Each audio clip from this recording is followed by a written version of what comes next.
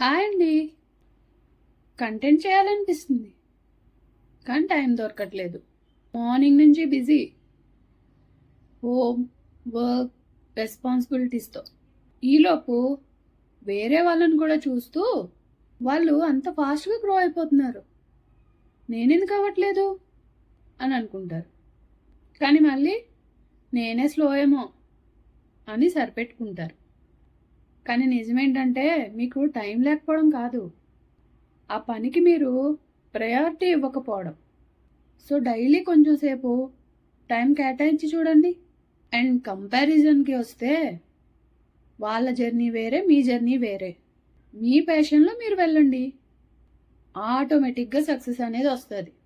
మరి మీరు బిజీ వల్ల డిలే చేస్తున్నారా లేదా కంపేర్ చేసుకుంటున్నారా?